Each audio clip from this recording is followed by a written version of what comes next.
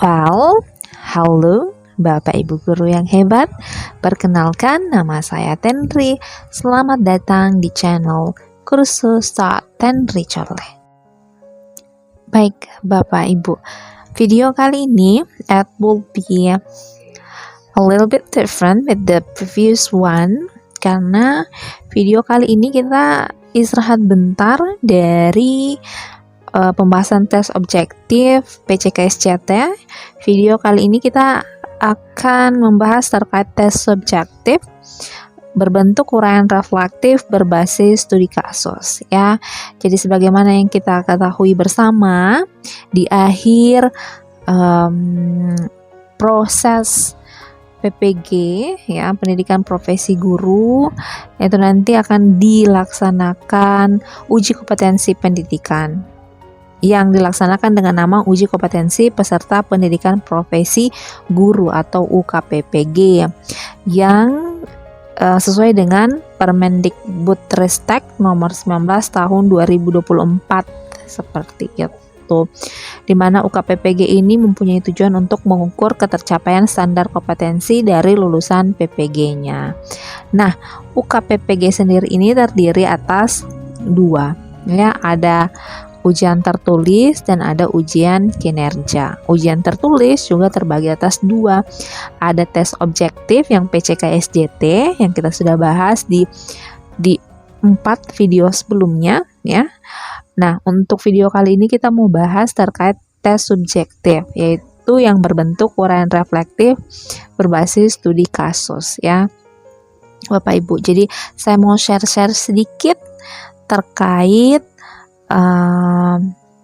tes reflektif berbasis studi kasus itu ya. Jadi tes ini dirancang untuk mengukur kemampuan reflektif Bapak Ibu dalam menjalankan tugas sebagai pendidik. Tes ini nanti dilakukan dalam aplikasi ujian dengan waktu 30 menit ya Ibu Bapak. Jadi pada saat tes nanti Ibu Bapak pertama-tama akan mengerjakan soal PCKSCT dengan waktu yang telah ditentukan. Kemudian setelah menyimpan jawaban Bapak Ibu, nanti ada waktu sekitar 1 menit ya, 1 menit dia nanti dihitung mundur 60, 59 sampai 1, kemudian masuk di di tes reflektifnya selama 30 menit. Jadi nanti Bapak Ibu akan menuliskan uraian reflektif berbasis studi kasus gitu ya Bapak Ibu. Bapak Ibu, sebagaimana yang sudah saya jelaskan di awal tadi terkait tujuan dari tes uraian reflektif berbasis studi kasus ini adalah untuk mengukur kompetensi Bapak Ibu dalam melakukan refleksi dalam melaksanakan tugas sebagai seorang pendidik, sebagai seorang guru. Jadi kegiatan refleksi ini adalah kegiatan yang Bapak Ibu sudah lakukan sebelumnya ya, yang sudah dilaksanakan, bukan yang baru akan dilaksanakan.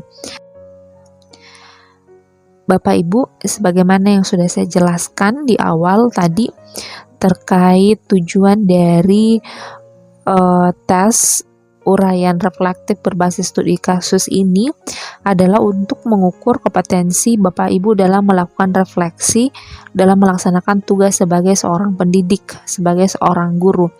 Jadi kegiatan refleksi ini adalah kegiatan yang Bapak Ibu sudah lakukan sebelumnya ya, yang sudah dilaksanakan, bukan yang baru akan dilaksanakan. Nah, kalau Bapak Ibu tanya, di mana nih bisa saya dapatkan sumbernya atau referensi atau sumber refleksi ini gitu ya. Sebenarnya sumbernya itu bisa Bapak Ibu dapatkan di jurnal mengajar Bapak Ibu. Ya, kalau Bapak Ibu rutin menulis jurnal setelah melakukan proses pembelajaran di kelas, saya rasa referensi Bapak Ibu untuk menulis uraian reflektif berbasis studi kasus itu akan sangat amat berlimpah ruah ya. Kita kan biasanya setelah ngajar kita kan biasa melakukan refleksi, ya. Dalam proses refleksi itu kita mencari tahu bagaimana proses pembelajaran hari ini, bagaimana strategi yang saya gunakan di dalam kelas, apa dampaknya bagi peserta didik, baikkah, tidakkah, kemudian untuk materi ini apakah masih ada peserta didik yang mengalami kesulitan atau hambatan dalam proses pembelajaran ketika Bapak Ibu adakah yang menghadapi masalah ketika Bapak Ibu mengetahui ternyata ada masalah di bagian ini, di aspek ini, berarti pertemuan selanjutnya saya akan melaksanakan ini untuk mengatasi masalah tersebut. Nah, sebenarnya jurnal pembelajaran Bapak Ibu itu merupakan sumber yang paling baik untuk menuliskan uraian reflektif berbasis studi kasus ini sebenarnya, ya. Kemudian muncul pertanyaan. Pertanyaannya adalah, ini seandainya saya sebagai seorang guru tidak memiliki jurnal mengajar. Saya tidak rutin menulis jurnal mengajar. Di manakah saya bisa mendapatkan referensi untuk menuliskan studi kasus reflektif saya? Seperti itu, ya.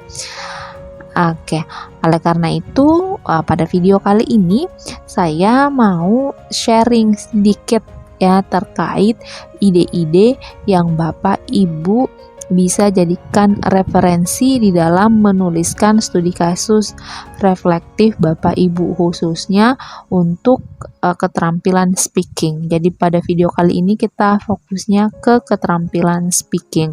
Sebelum saya sharing ide-idenya, nanti saya sharing terkait komponen-komponen dari studi kasus reflektif itu sendiri.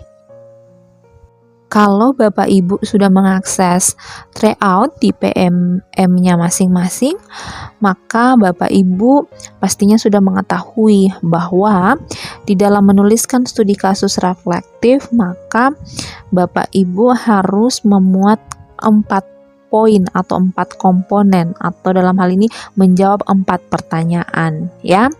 Yang pertama itu mengidentifikasi masalah yang pernah Bapak Ibu hadapi di dalam kelas. Yang kedua yaitu menguraikan upaya yang Bapak Ibu lakukan untuk mengatasi masalah tersebut. Yang ketiga adalah menggambarkan hasil dari upaya yang Bapak Ibu lakukan. Dan yang terakhir adalah refleksi, yaitu merumuskan pengalaman berharga yang bisa meningkatkan kompetensi Bapak Ibu dalam menjalankan tugas sebagai seorang guru. Baik, kita mulai dengan membahas komponen ini satu persatu, ya Bapak Ibu.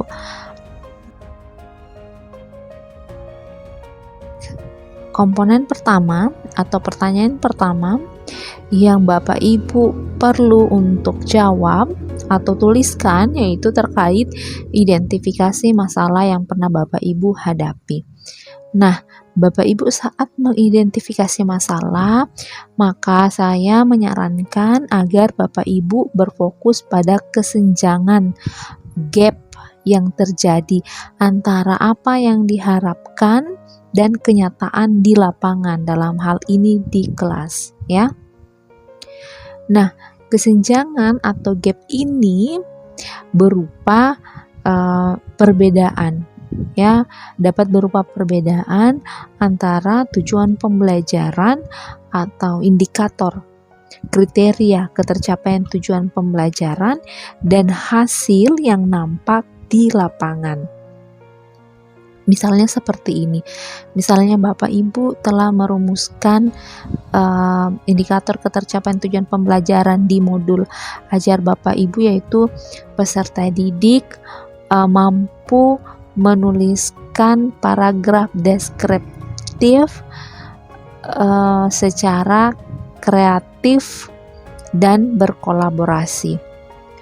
Namun kenyataannya di lapangan yang Bapak Ibu amati adalah peserta didik belum mampu menuliskan paragraf deskriptif.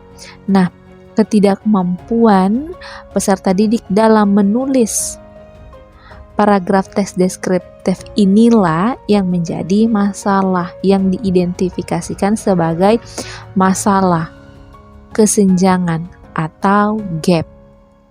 Ya, jadi ketika Bapak Ibu mau menuliskan, mengelaborasi komponen pertama ini, maka saya menyarankan Bapak Ibu memasukkan ya aspek misalnya kelasnya, kelas berapa, kemudian materi yang diajarkan apa, kemudian tujuan pembelajaran beserta indikator ketercapaian tujuan pembelajaran, kemudian masalah yang muncul. Masalah tersebut yang Bapak Ibu tuliskan, Bapak Ibu elaborasi. Apa saja sih yang menjadi masalahnya, ya? Itu terkait komponen pertama, yaitu mengidentifikasi masalah. Untuk komponen kedua atau pertanyaan kedua terkait upaya atau solusi yang Bapak Ibu lakukan, maka di sini saya menawarkan beberapa opsi yang Bapak Ibu bisa pilih. Yang pertama, Bapak Ibu bisa meng-highlight metode, strategi atau teknik tertentu yang Bapak Ibu gunakan. Contohnya seperti di awal kan tadi saat identifikasi masalah yang Bapak Ibu temukan adalah peserta didik belum mampu menuliskan paragraf deskriptif. Maka metode yang Bapak Ibu bisa gunakan misalnya penggunaan graphic organizer. Contoh graphic organizer itu misalnya mind mapping atau bubble map atau Venn diagram yang berfungsi, yang bertujuan untuk membantu peserta didik di dalam proses menulisnya, seperti itu.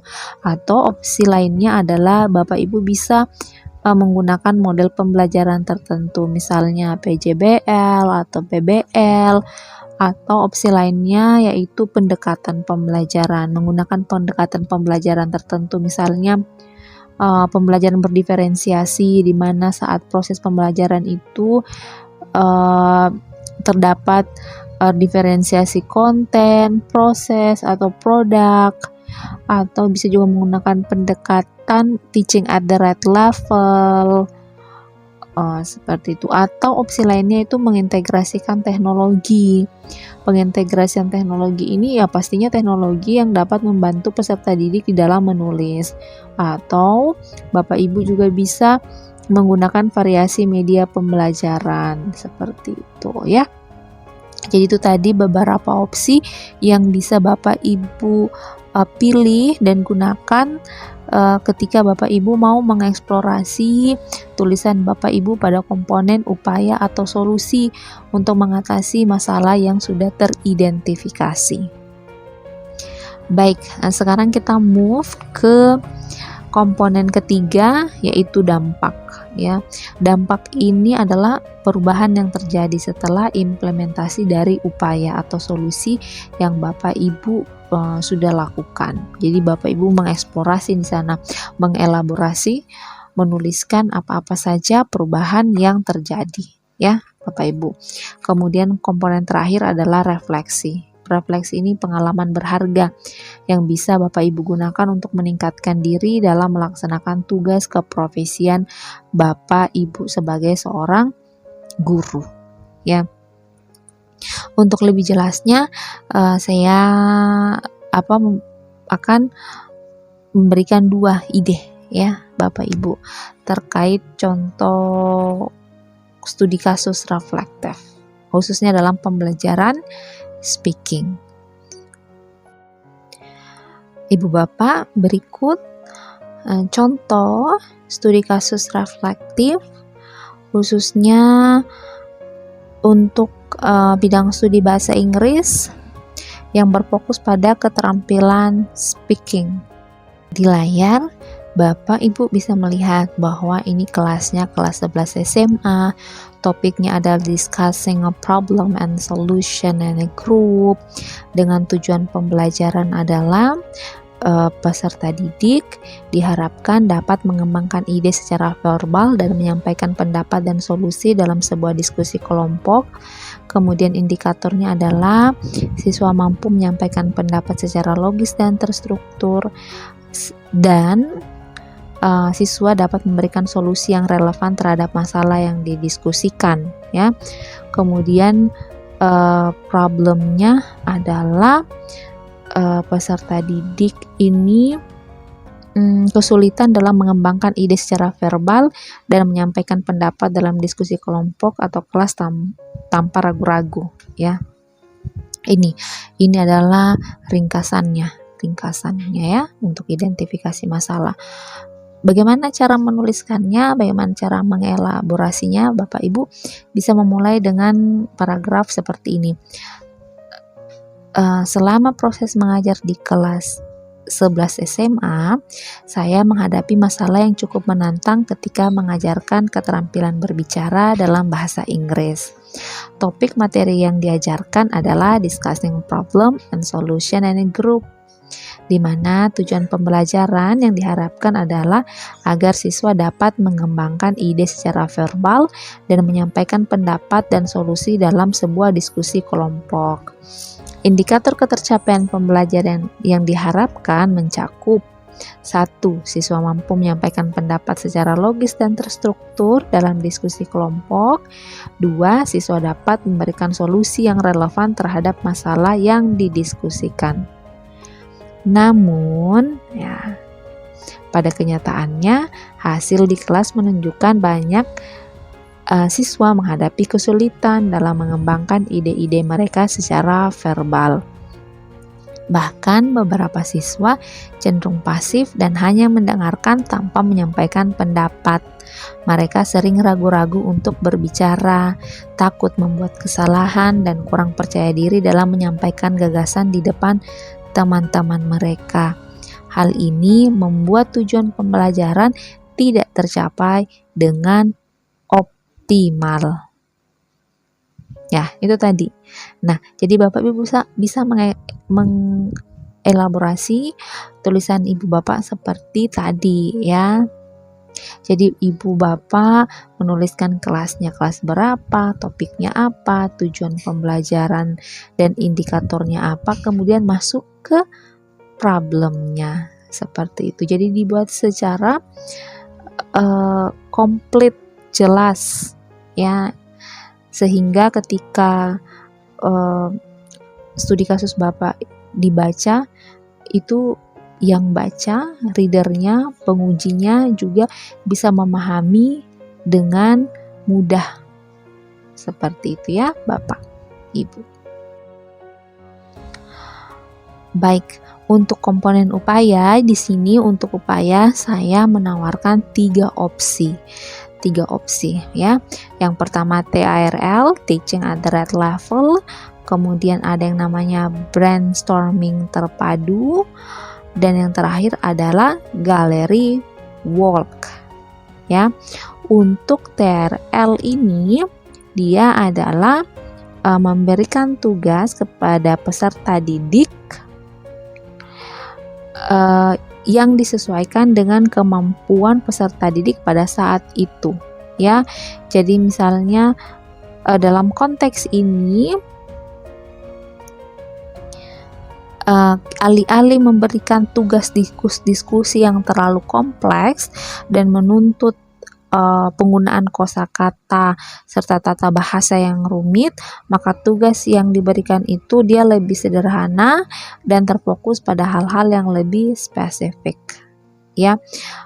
Sebagai contoh, alih-alih meminta siswa untuk mendiskusikan masalah besar seperti solusi untuk perubahan iklim, ini contohnya ya, maka kita bisa memilih topik yang lebih sederhana dan dekat dengan kehidupan sehari-hari peserta didik, misalnya solusi untuk mengatasi stres akibat ujian sekolah, itu contohnya. ya.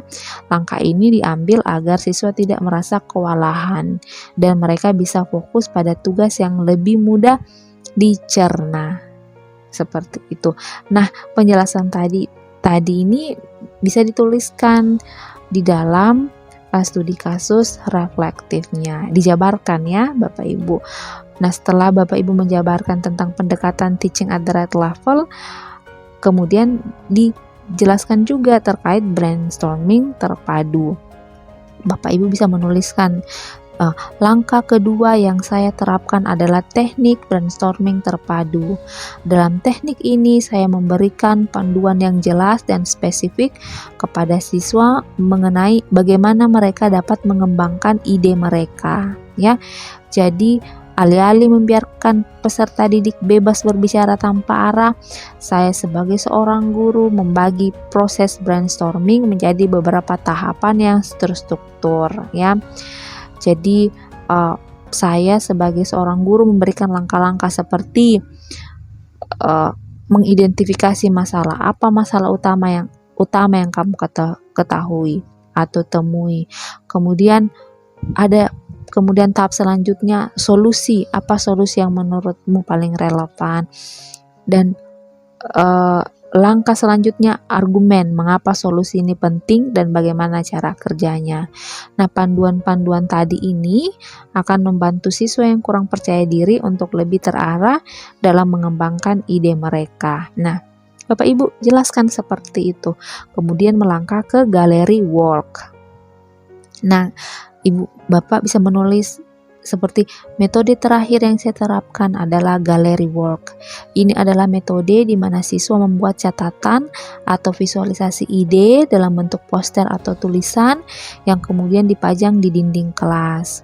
Kemudian siswa lain atau temannya berjalan keliling kelas untuk melihat ide-ide tersebut dan memberikan pendapat. Metode ini menghadirkan suasana diskusi yang lebih santai sehingga siswa yang cenderung pasif dapat merasa lebih nyaman untuk berbicara. Seperti itu. Jadi Bapak Ibu mengelaborasi ide atau solusi yang Bapak Ibu hadirkan, Bapak Ibu pilih seperti itu, ya. Kemudian untuk komponen hasil dari upaya yang dilakukan, nah di sini Bapak Ibu menjelaskan hasilnya seperti apa. Nah contohnya nih ya, tadi kan sudah jelaskan Bapak Ibu menggunakan pendekatan TRL, kemudian brainstorming terpadu, dan terakhir adalah gallery work. Nah, Bapak menjelaskan hasil dari upaya tersebut sangat positif, ya. Dengan menggunakan pendekatan TRL, saya melihat peningkatan partisipasi siswa, terutama dari siswa yang sebelumnya enggan berbicara. Ya, tugas yang disesuaikan dengan kemampuan mereka dapat membuat mereka lebih percaya diri dalam berbicara. Nah, itu tadi poin TRL-nya. Kemudian Bapak Ibu juga jelaskan terkait teknik brainstorming terpadunya. Contohnya, teknik ini membantu peserta didik untuk lebih terstruktur dalam berpikir dan berbicara, sehingga mereka tidak lagi merasa bingung tentang apa yang mereka harus katakan. Terakhir, gallery work memberikan suasana yang lebih santai dan informal yang mendorong lebih banyak siswa untuk berbicara dan berbagi ide tanpa tekanan. Nah, Ibu Bapak tutup tulisan Bapak Ibu dengan mengatakan, secara keseluruhan kombinasi dari ketiga metode ini membuat diskusi kelas menjadi lebih hidup dan melibatkan lebih banyak siswa. Dan komponen terakhir terkait pengalaman berharga atau refleksinya. Nah, Bapak Ibu bisa menuliskan seperti ini. Bapak Ibu bisa mulai dengan kata pengalaman ini memberikan pelajaran berharga bagi saya sebagai seorang guru. Begitu. Saya belajar bahwa penting untuk menyesuaikan tugas dan aktivitas pembelajaran dengan kemampuan siswa, serta memberikan panduan yang jelas agar mereka dapat merasa lebih percaya diri dalam mengembangkan ide-ide mereka. Selain itu, menciptakan suasana diskusi yang lebih santai dan mendukung juga sangat penting untuk meningkatkan partisipasi siswa. Titik. Kemudian Bapak Ibu tutup tulisan Bapak Ibu dengan komitmen. Ya, komitmen itu apa yang akan Bapak Ibu lakukan ke depan. Contohnya Ibu Bapak bisa tuliskan, ke depannya saya akan terus mengevaluasi metode pengajaran yang saya gunakan dan berusaha lebih peka terhadap kebutuhan serta kemampuan siswa. Pengalaman ini juga mengajarkan bahwa dengan pendekatan yang tepat, setiap siswa, tidak peduli seberapa pemalu atau ragu-ragu, dapat berkembang dan berpartisipasi aktif dalam pembelajaran. Bapak Ibu, saya pikir demikian ya video kali ini terkait ide studi kasus reflektif PPG Bahasa Inggris, khususnya pada keterampilan speaking atau berbicara. Untuk tulisan lengkapnya bagi member premium kursus Ten Ricolè bisa diakses di akunnya masing-masing.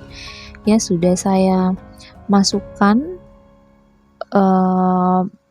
tulisan lengkapnya untuk masalah terkait speaking ini di akunnya masing-masing.